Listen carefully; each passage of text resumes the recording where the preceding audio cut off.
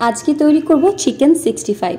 रेस्टुरेंटे गेले स्टार्टार हिसाबे आमरा प्रायशई अर्डार करे थाकी, तबे बाड़ीते दुपुरबेलाय डाल भातेर साथे एभाবে একবার चिकेन 65 बानिয়ে নিয়ে ট্রাই করুন। কথা দিচ্ছি খুব ভালো লাগবে। বাইরে ক্রিস্পি, ভেতরে জুসি। নমস্কার সবাইকে, সুমেধার রান্নাঘরের আরো একটা ভিডিওতে সবাইকে স্বাগত জানাই। আশা করি সবাই ভালো আছেন, সুস্থ আছেন।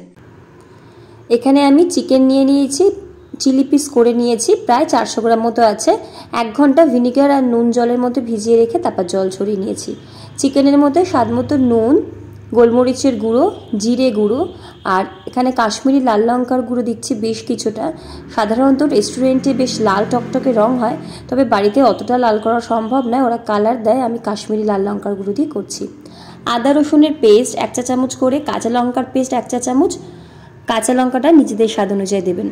আর প্রায় 1 টেবিল চামচ ভালো মতো টক দই ফেটিয়ে নিয়েছিলাম, সেই টক দইটা দিয়ে দিচ্ছি এখানে। বেশ ঘন টক দই। ডিমের সাদা অংশ একটা দিচ্ছি, কুসুমটা কিন্তু এখানে ব্যবহার করছি না। এবারে সমস্ত কিছুকে ভালো মতো চিকেনের সাথে মাখিয়ে নেব। আমি গরম মশলার গুঁড়োটা দিতে এই সময় ভুলে গেছিলাম, তো পরে দিয়ে দিয়েছি। প্রায় 1/4 চা চামচ পরিমাণে গরম মশলার গুঁড়ো দেব। ভালো মতো চিকেনটার সাথে সমস্ত কিছুকে মাখিয়ে নিয়ে হাতে সময় থাকলে 1 ঘন্টা ঢাকা দিয়ে একটু রেস্টে রেখে দেবেন। আমি আধ ঘন্টা মতো রেখেছিলাম। রাতে ডিনারের জন্য বানাচ্ছিলাম, তাই সন্ধেবেলার পরে তৈরি করছি। বেশি সময় ছিল না, আধ ঘন্টা রেখেছিলাম, তাতে কিন্তু বেশ জুসি হয়েছিল। চিকেন ম্যারিনেট হয়ে গেলে এখানে বাইরের কোটিংয়ের জন্য 1 টেবিল চামচ ময়দা আর প্রায় 1.5 টেবিল চামচ মতো দিচ্ছি কর্নফ্লাওয়ার বা অ্যারারুট। কর্নফ্লাওয়ারটা বেশি ব্যবহার করবেন, এতে বেশি মুচমুচে ক্রিস্পি হবে।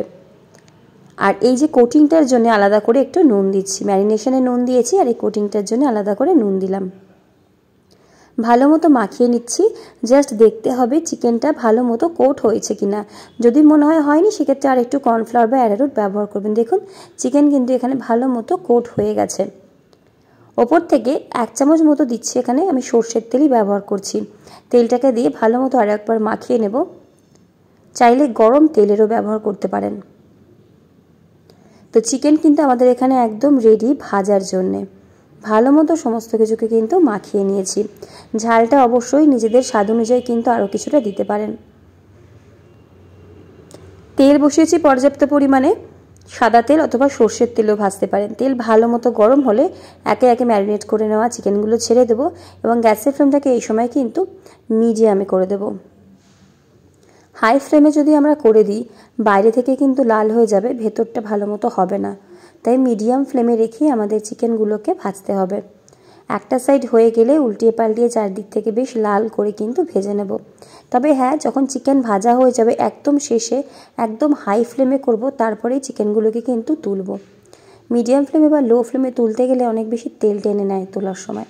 যখন তুলবেন একদম হাই ফ্লেমে রেখে তুলবেন।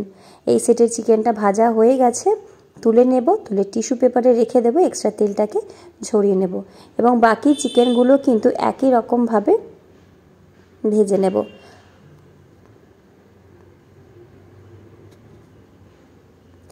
এদিকে আমি 5 কোয়া মতো রসুন এরকম লম্বা লম্বা করে একটুখানি পাতলা পাতলা করে কিন্তু কুচি করে নিচ্ছি বা স্লাইস করে নিচ্ছি। চাইলে আপনারা কুচি করে নিতে পারেন ছোট ছোট করে। একটা কাঁচা লঙ্কা নিয়েছি আমি, যেহেতু মোটা কাঁচা লঙ্কাগুলো নিয়েছি বেশ ঝাল হয়, আমি এরকম 4 টুকরো করে নিচ্ছি। যদি সরু কাঁচা লঙ্কা হয়, আর লঙ্কাটা নিজেদের স্বাদ অনুযায়ী দেবেন।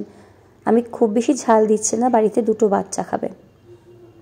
আর কিছু পরিমাণ এখানে কারি পাতা নিয়েছি। এই সময় কারি পাতাগুলো বড্ড হলদে হয়ে যায়, তো এখানে 6-7টা মতো কারি পাতা নিয়েছি। আর এদিকে চিকেনগুলো আমার ভাজা হয়ে গেছে। কড়াইতে এক্সট্রা যে তেলটা থাকে সেটাকে তুলে নিয়ে 1 চামচ মতো তেল রেখে দিচ্ছি। খুব বেশি তেলের কিন্তু ব্যবহার করছি না। ওই 1 চামচ তেলের মধ্যে কারি পাতা, রসুন, কাঁচা লঙ্কা দিয়ে জাস্ট 30 সেকেন্ড মতো একটু ভালো মতো ভেজে নেব। যখন বেশ সুন্দর একটা কারি পাতা রসুনের গন্ধ বেরোবে, তার মধ্যে ভেজে রাখা চিকেনগুলো দেবো। ব্যাস, আর আমাদের কোনো কাজ নেই। গ্যাসের ফ্লেমটা মিডিয়াম টু হাইতে রেখে সব কিছুর সাথে এই চিকেনটাকে আমাদের ভালো মতো ফ্রাই করে নিতে হবে 1 থেকে 1.5 মিনিট সময় ধরে, যাতে এই কারি পাতা রসুনের সমস্ত কিছু ফ্লেভার এই ভেজে রাখা চিকেনের মধ্যে ভালো মতো চলে যায়।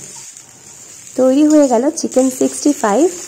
ডাল আর আমরা যেমন পেঁয়াজ কাঁচা লঙ্কা সর্ষের তেল দিয়ে আলু ভাতে মাখি, তার সাথে ভাতের সাথে একদিন সার্ভ করে দেখুন, অথবা গেস্ট স্টাইলে স্টার্টার হিসেবেও তৈরি করতে পারেন।